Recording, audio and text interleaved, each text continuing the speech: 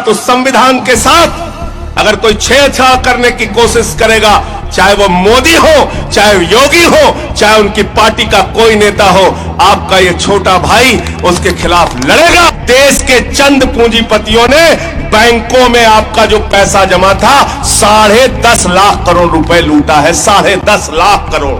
ये हिंदुस्तान वो हिंदुस्तान है जहां संकट मोचन के मंदिर में बिस्मिल्लाह खान की सहनाई गूंजती है। हम उस हिंदुस्तान में रहते हैं। तो भारतीय जनता पार्टी एक मनहूस पार्टी है। इन बेईमानों ने गांव-गांव में शमशान, गांव-गांव में शमशान, गांव-गांव में शमशान की बात करके कोरोना की महामारी में गांव-गांव में शमशान बना दिया। आपके हाथ में कटोरा पकड़ा दिया और इन बेईमानों ने देश को लूटकर खोखला कर दिया।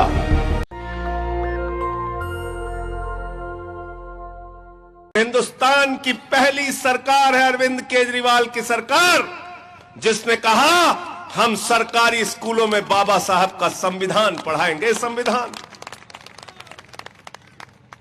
और यह फैसला हमने इसलिए लिया कि जब हमारा बच्चा समझदार हो, वो किसी भी जाति और धर्म का हो, उसको यह मालूम होना चाहिए कि बाबा साहब डॉक्टर भीमराव अंबेडकर ने इस देश को चलाने के लिए एक सुनहरा, अच्छा, स्वर्णिम संविधान हमको दिया है और उस पर हम कोई चोट आने नहीं देंगे।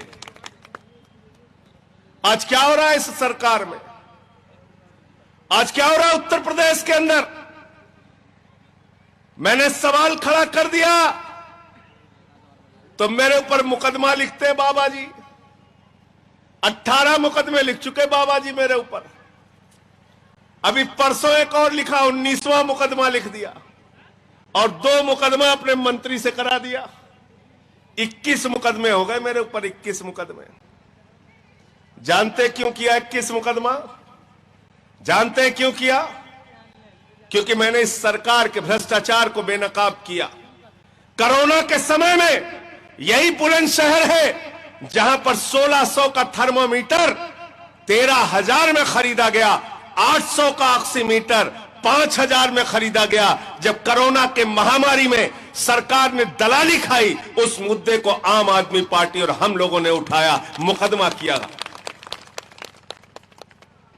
जब कोरोना के समय में 8 लाख का वेंटिलेटर 22 लाख में खरीदा गया, 12,000 का ऑक्सीजन सिलेंडर 55,000 में खरीदा गया, उस भ्रष्टाचार को खोलने का काम किया तो एफआईआर लिखी गई।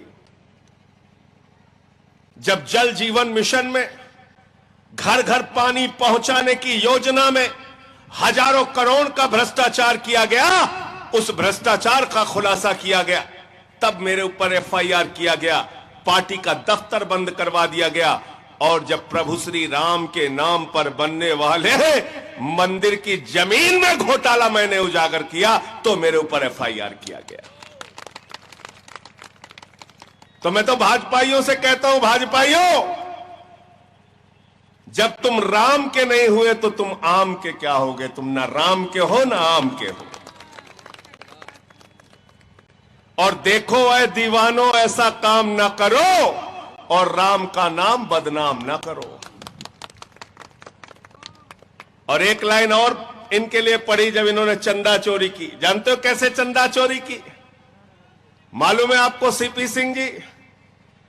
2 करोड़ की जमीन 5 मिनट के अंदर 18.5 करोड़ में खरीदी। 18.5 करोड़ में।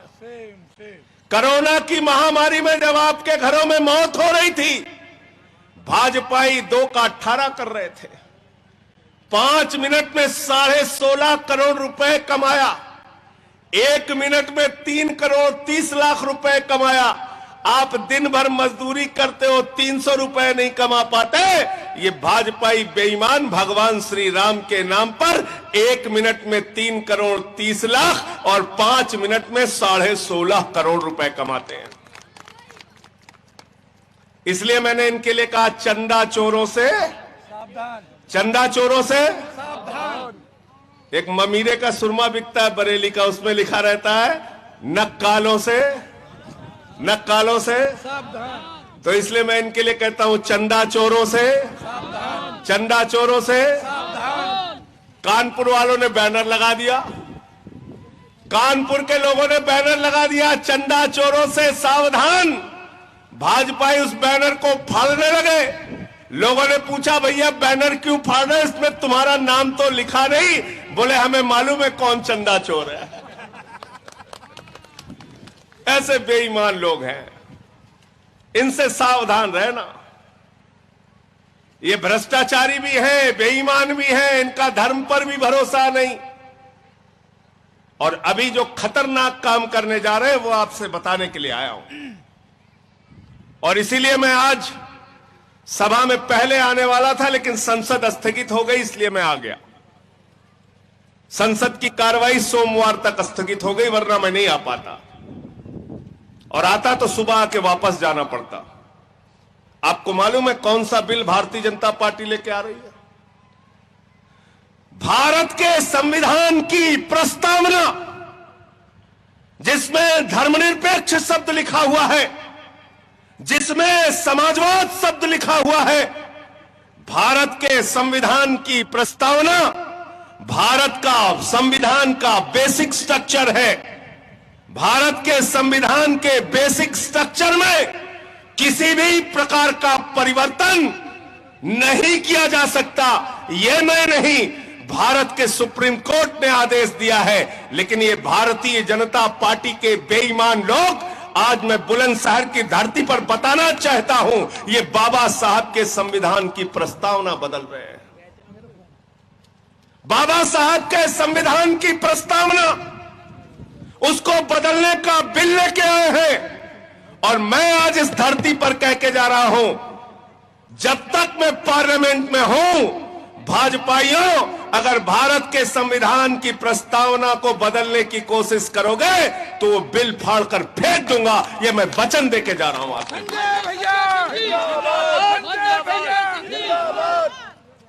बाबा साहब के संविधान की प्रस्तावना को बदला नहीं जा सकता। बाबा साहब के संविधान की प्रस्तावना बेसिक स्ट्रक्चर है संविधान का। और उस बेसिक स्ट्रक्चर के साथ, उस संविधान के साथ अगर कोई छेड़छाड़ करने की कोशिश करेगा, चाहे वो मोदी हो, चाहे योगी हो, चाहे उनकी पार्टी का कोई नेता हो, आपका ये छोटा भाई उसके खिलाफ लड़ेगा और ऐसे बिल को फाड़कर फेंकेगा। मैं आपको कहना चाहता हूं, आम आदमी पार्टी जिंदाबाद, आम आदमी पार्टी जिंदाबाद। ये भरोसा देके जा रहा हूं आपके बीच में।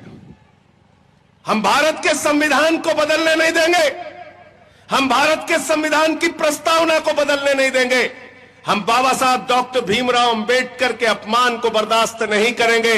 मुझे मालूम है भाजपाइयों के मन में जरा सा भी सम्मान बाबा साहब के प्रति नहीं है, लेकिन कम से कम उस प्रस्तावना का तो सम्मान करो जो भारत के संविधान में लिखी गई है। साथियों, मैं आपसे अपील करने के लिए आया हूं। आज एक ऐसी सरकार दिल्ली में चल रही है, आपसे ज्यादा दूर नहीं है, कभी जाकर देख लेना। जब दिल्ली में केजरीवाल जी मुख्यमंत्री बने, मनीष सिसोदिया जी, केजरीवाल जी सरकारी स्कूलों का दौरा करने के लिए जाते थे तो सरकारी स्कूलों में मकड़ी के जाले लगे होते थे। बैठने का इंतजाम नहीं होता था, टॉयलेट का इंतजाम नहीं होता था, डेस्क बेंच का इंतजाम नहीं होता था। आज उन्हीं सरकारी स्कूलों में जहां आपके बच्चे पढ़ते हैं, एयर कंडीशन कमरे दिल्ली के सरकारी स्कूलों में बच्चों की पढ़ाई के लिए बनाया गया है। स्विमिंग पूल का निर्माण हुआ है, एथलीट के ग्राउंड बने हैं, हॉकी के ग्राउंड बने हैं। दिल्ली के सरकारी स्कूलों के टीचर्स को विदेशों में ट्रेनिंग करने के लिए भेजा गया और 5 साल से इंटर का रिजल्ट प्राइवेट स्कूलों से बेहतर सरकारी स्कूलों का आ रहा है। यह हम कहना चाहते हैं, यह काम हमने शिक्षा के क्षेत्र में करके दिखाया है। आपके बच्चे का दाखिला मेडिकल में हो जाए, इंजीनियरिंग में हो जाए, तो पत्नी का गहना गिरवी रखना पड़ता है, खेत गिरवी रखना पड़ता है। केजरीवाल जी की सरकार ने कहा, अगर इंटर पास करने के बाद आपके बच्चे का दाखिला मेडिकल में हो जाए, इंजीनियरिंग में हो जाए, तो 10 लाख रुपए का एजुकेशन लोन दिल्ली की सरकार बगैर ब्याज के आपके बच्चों को पढ़ाई के लिए देती है। दिल्ली में हमने मोहल्ला क्लिनिक बनाया, दिल्ली के अंदर फरिश्ते योजना लागू की। वो फरिश्ते योजना क्या है? वो फरिश्ते योजना यह है कि अगर रास्ते में कोई एक्सीडेंट का पीड़ित आपको मिल जाए तो उसको छोड़कर भागना नहीं, उसको अस्पताल में पहुंचा देना। पहुंचाने का भी 2000 देंगे और उसके इलाज में अगर 50 लाख भी खर्च होता है तो केजरीवाल जी की दिल्ली की सरकार देती है। मोहल्ला क्लिनिक बनाया जहां 200 तरह की जांच होती है, अल्ट्रासाउंड होता है, दवाएं मुफ्त में मिलती है, डॉक्टर मुफ्त में इलाज करता है। और हिंदुस्तान की पहली सरकार है केजरीवाल जी की सरकार जो 200 यूनिट बिजली फ्री और 400 यूनिट बिजली आधे दाम पर देती है। 400 यूनिट बिजली आधे दाम पर। माताओं बहनों के लिए बस की यात्रा फ्री, महीने का 20,000 लीटर पानी फ्री। लोग कहते हैं केजरीवाल साहब इतना सब कुछ फ्री फ्री फ्री फ्री कैसे बांट रहे हो? तो हम ये कहना चाहते हैं, सांसद को अगर फ्री बिजली मिल सकती है, विधायक को अगर फ्री बिजली मिल सकती है, मंत्री को फ्री बिजली मिल सकती है, मुख्यमंत्री को फ्री बिजली मिल सकती है, प्रधानमंत्री को फ्री बिजली मिल सकती है, तो उत्तर प्रदेश के लोगों को भी 300 यूनिट बिजली फ्री मिलेगी। आप अपनी सरकार बनाइए और 300 यूनिट बिजली फ्री हम लोग देकर दिखाएं। आम आदमी पार्टी आम आदमी पार्टी। ये गैर पढ़े लिखे भाजपाइयों को कुछ पता नहीं। टीवी चैनल पे एक दिन बहस करने लगे, बोले संजय सिंह जी उत्तर प्रदेश की आबादी बहुत बड़ी है, यहां 300 यूनिट बिजली फ्री कैसे दे दोगे? तो मैंने बिजली विभाग से खाका निकाला, आंकड़ा निकाला। वो आंकड़ा जानते हो क्या कहता है? 300 यूनिट तक बिजली इस्तेमाल करने वाले जितने लोग उत्तर प्रदेश में हैं उनका बिजली का बिल साल का आता है 19,000 करोड़ रुपए। और उत्तर प्रदेश का बजट कितना है? 5.5 लाख करोड़ रुपए। कितना? जीरो लगाते लगाते थक जाओगे, इतना बड़ा बजट है। 5.5 लाख करोड़ से अगर 19,000 करोड़ निकालकर उत्तर प्रदेश की सारी जनता को फ्री बिजली दिया जा सकता है तो इसका मतलब मोदी जी का भाई नीरव मोदी जितना पैसा लूटकर हिंदुस्तान से चला गया उतने में पूरे यूपी को फ्री बिजली मिल सकती है। मिल सकती है कि नहीं मिल सकती है? मिल सकती है ना। अब आगे हमने दूसरा ऐलान किया केजरीवाल जी की दूसरी गारंटी, 5,000 रुपए बेरोजगारी भत्ता नौजवानों को हर महीने देने की बात। हमसे फिर सवाल किया भाजपाइयों ने, इतना पैसा कहां है, इतना पैसा कहां है? उसका भी आंकड़ा हमने निकाल के रख दिया। 34 लाख बेरोजगार उत्तर प्रदेश के एम्प्लॉयमेंट एक्सचेंज में दर्ज हैं, यानी कि सेवा योजन कार्यालय में 34 लाख बेरोजगारों ने अपना नाम दर्ज कराया है। हमने कहा जब तक हम उनको नौकरी नहीं देते तब तक 5,000 रुपए हर महीने देंगे, 10 लाख नौकरी हर साल देंगे और अगर नौकरी नहीं दी तो 5,000 रुपए बेरोजगारी भत्ता देंगे। 34 लाख लोगों को अगर 5,000 रुपए प्रतिमाह बेरोजगारी भत्ता दोगे तो 1,700 करोड़ रुपए प्रतिमाह यानी कि 20,400 करोड़ रुपए साल का खर्च आएगा। इसका मतलब जितना रुपया विजय माल्या और मेहुल चौकसी लेके भाग गए उतने में पूरे उत्तर प्रदेश के नौजवानों को बेरोजगारी भत्ता दिया जा सकता है। अरविंद केजरीवाल जिंदाबाद। दिया जा सकता है कि नहीं दिया जा सकता? दिया जा सकता है ना। भाइयों और बहनों मैं आपसे पूछना चाहता हूं, दिया जा सकता है ना? हाँ, लेकिन उसके लिए विचार होना चाहिए, उसके लिए सोच होनी चाहिए, उसके लिए बाबा साहेब को पढ़कर गरीब आदमी के लिए काम करने की इच्छा शक्ति होनी चाहिए। जब तक वो इच्छा शक्ति नहीं होगी आप गरीब के लिए, आम आदमी के लिए, वंचित समाज के लिए काम नहीं कर सकते हैं। और यह हमारे विचारों का सिलसिला है जो दिल्ली से चल के दूसरे राज्यों तक पहुंच रहा है। अरविंद केजरीवाल चुनाव प्रचार में जाते हैं तो वो कहते हैं भाइयों और बहनों स्कूल होना चाहिए कि नहीं, अस्पताल होना चाहिए कि नहीं, सड़क होनी चाहिए कि नहीं, फ्री बिजली होनी चाहिए कि नहीं, फ्री पानी होना चाहिए कि नहीं, माताओं बहनों के लिए बस की यात्रा फ्री होनी चाहिए कि नहीं होनी चाहिए। और मोदी जी प्रचार करने चाहते हैं, योगी जी प्रचार करने जाते हैं, भाजपा ही चुनाव प्रचार करने जाते हैं तो कहते हैं गांव गांव में शमशान होना चाहिए कि नहीं होना चाहिए। संजय भैया जिंदाबाद जिंदाबाद जिंदाबाद। कहते हैं कि नहीं कहते हैं? कहते हैं ना। आपको अपने बच्चों के लिए स्कूल चाहिए कि शमशान चाहिए? जोर से बोलिए, पीछे तक बोलिए। घर वालों के लिए इलाज के लिए अस्पताल चाहिए कि शमशान चाहिए? अच्छी सड़कें चाहिए कि शमशान चाहिए? अच्छी सड़कें चाहिए कि शमशान चाहिए? रोजगार चाहिए कि शमशान चाहिए? रोजगार चाहिए। तो भारतीय जनता पार्टी एक मनहूस पार्टी है। इन बेईमानों ने गांव गांव में शमशान, गांव गांव में शमशान, गांव गांव में शमशान की बात करके कोरोना की महामारी में गांव गांव में शमशान बना दिया। हमने देखा उत्तर प्रदेश में गंगा नदी के घाट पर लोगों की लाशें सड़ी हुई मिली। हमने देखा उसको कुत्ते नोच रहे थे, चील कौवे नोच रहे थे। ये दृश्य हमने देखा। और बाबा जी, आप ये जाति धर्म के नाम पर हमको लड़ाना बंद करो। ये हिंदुस्तान गंगा जमनी तहजीब का मुल्क है। ये हिंदुस्तान हिंदू मुस्लिम एकता का मुल्क है। ये हिंदुस्तान वो हिंदुस्तान है जहां संकट मोचन के मंदिर में बिस्मिल्लाह खान की सहनाई गूंजती है। हम उस हिंदुस्तान में रहते हैं। ये वो हिंदुस्तान है जहां मलिक मोहम्मद जायसी पद्मावत लिखते हैं। ये वो हिंदुस्तान है जहां रसखान को पढ़कर हम भगवान कृष्ण के बारे में जानते हैं। ये वो हिंदुस्तान है जहां मोहम्मद रफी गाना गाते हैं, सुख के सब साथी दुख में ना कोई, मेरे राम तेरा नाम एक साचा दूजा ना कोई। ये वो हिंदुस्तान है। तो इस हिंदुस्तान को उल्लू बनाओ योजना के तहत लूटना बंद करो। भाजपाइयों ने कितना उल्लू बनाया हम लोगों को, बनाया कि नहीं बनाया? क्या कहते थे? इतना काला धन लाएंगे, इतना काला धन लाएंगे, इतना काला धन लाएंगे कि हर आदमी के खाते में कितना जमा हो जाएगा? जोर से बोलिए। सबको याद है, कोई भूला नहीं है। 15 लाख आ गए।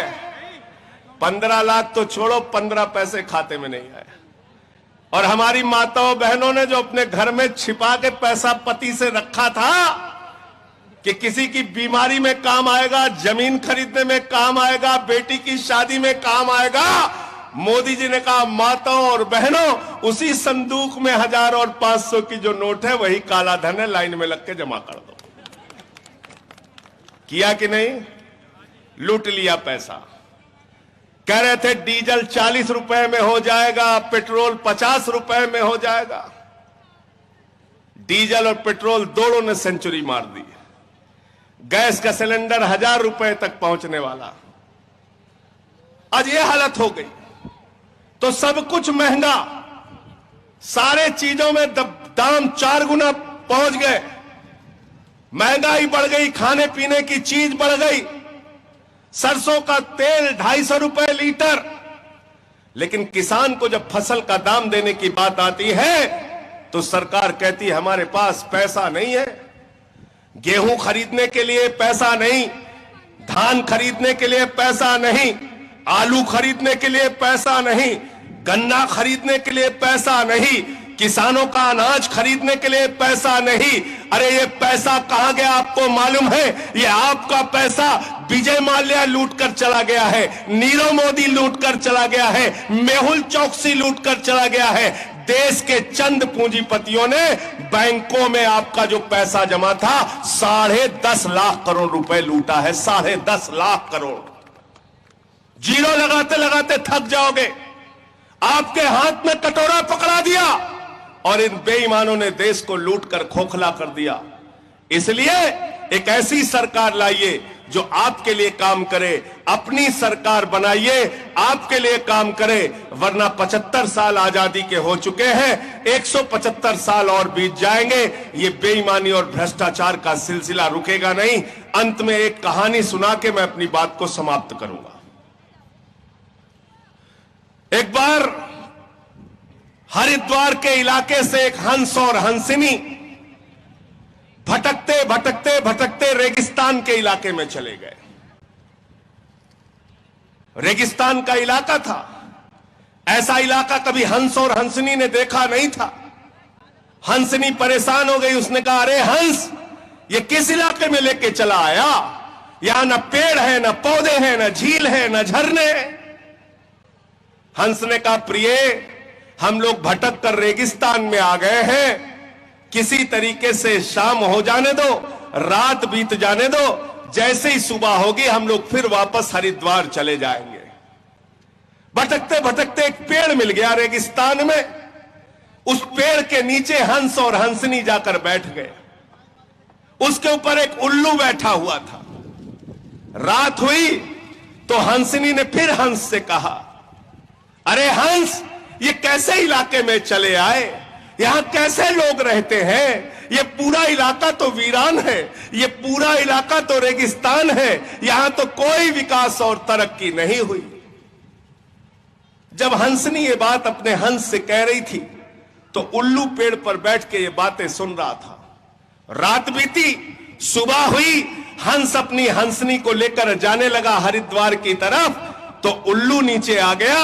उसने हंसनी का हाथ पकड़ा, उसने कहा, अरे भाई हंस, मेरी पत्नी को लेकर कहां जा रहा है? उसने कहा, मैं हंस हूं, ये हंसनी है, मैं इसका पति हूं, ये मेरी पत्नी है। अरे तू तो उल्लू है, ये तेरी पत्नी कैसे हो गई? दोनों में झगड़ा बढ़ गया, दोनों चिल्लाने लगे। वो कहे मेरी पत्नी, ये कहे मेरी पत्नी, वो कहे मेरी पत्नी, ये कहे मेरी पत्नी। उल्लू ने कहा, जरा सावधान हो जाना, ये मेरा ही इलाका है, यहां के योगी आदित्यनाथ हम ही हैं। होश में रहना, जैसे कह रहा हूं वैसे सुनो। हंस डर गया आदित्यनाथ जी का नाम सुन के, डर गया। पंचायत बुलाई गई, गांव के लोग इकट्ठा हुए। सारे लोग कई गांव के जब इकट्ठा हो गए, पंच बैठ गए। पंचों ने हंस से पूछा, अरे भाई बताओ मामला क्या है? हंस ने कहा, जी मैं हंस हूं, ये हंसनी है, मैं इसका पति हूं, ये मेरी पत्नी है। ये उल्लू को देखिए, ये कह रहा है हंसनी उसकी पत्नी है। पंचों आप ही न्याय कर दो। पंचों ने कहा, भाई मामला बहुत गंभीर है, थोड़ा विचार करना पड़ेगा। मंच ऐसे लगा था, पीछे चले गए, आपस में बातचीत की पंचों ने कहा, देखो भाई, बात तो हंस बिल्कुल ठीक कह रहा है, हंसनी पत्नी तो हंस की है, लेकिन ये हंस और हंसनी तो अभी हरिद्वार चले जाएंगे, हम लोगों को तो रहना उल्लू के बीच में है, इसलिए फैसला उल्लू के हक में देना है। पंच लोग वापस आए, उन्होंने कहा, भाई फैसला हो गया।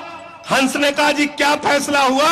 बोले, फैसला यह हुआ कि हंसनी उल्लू की पत्नी है और हंस को गांव छोड़ने की इजाजत दी जाती है। हंस रोने लगा, चीखने लगा, चिल्लाने लगा। उसने कहा, कैसे लोगों के बीच में आ गया? ये कैसे पंच है? मेरी पत्नी मुझसे छीन ली, ये कैसे लोग हैं? इन्होंने कैसा न्याय मेरे साथ किया? रोते बिलखते चीखते वो हंस वापस हरिद्वार की तरफ बढ़ने लगा तो उल्लू उसके पास पहुंचा। उसने हंस का फिर से हाथ पकड़ा, उसने कहा, मित्र हंस रुको, कहां जा रहे हो? हंस गुस्से में बोला, अरे उल्लू, मेरी पत्नी ले ली, अब मेरी जान लेगा क्या? उल्लू ने कहा, ना तुम्हारी पत्नी लूंगा, ना तुम्हारी जान लूंगा, लेकिन कल रात को तुम्हारी पत्नी कह रही थी, ये कैसा वीरान इलाका है, ये कैसा रेगिस्तान इलाका है, ये कैसा इलाका है जहां तरक्की और विकास नहीं हुआ। तो मैं बताना चाहता हूं, ये इलाका वीरान इसलिए है, रेगिस्तान इसलिए है, तरक्की इसलिए नहीं हुई कि यहां ऐसे पंच रहते हैं जो उल्लुओं के हक में अपना फैसला सुनाते हैं। संजय भैया जिंदाबाद, जिंदाबाद जिंदाबाद, आम आदमी जिंदाबाद, जिंदाबाद जिंदाबाद। इसलिए साथियों और दोस्तों, उल्लुओं के हक में अपना फैसला सुनाते रहोगे तो 75 साल नहीं, 175 साल हिंदुस्तान के विकास में लग जाएंगे। केजरीवाल को आपने चुना, आज पूरी दुनिया में केजरीवाल का नाम, शिक्षा में, बिजली में, पानी में केजरीवाल के मॉडल की चर्चा हो रही है। आशु घोष जैसे पढ़े लिखे व्यक्ति, जिन्होंने मैकेनिकल में भी बीटेक किया, जिन्होंने सिविल इंजीनियरिंग में भी बीटेक किया, एमटेक की पढ़ाई की और इसके बाद आपकी सेवा के लिए इस क्षेत्र में काम कर रहे हैं।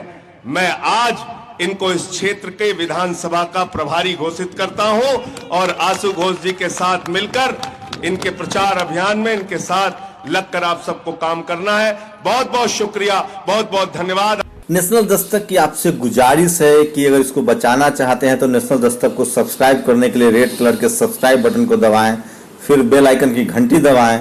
नेशनल दस्तक को बचाने के लिए बहुत जरूरी है कि हर खबर को शेयर करें, लाइक करें, कमेंट जरूर करें।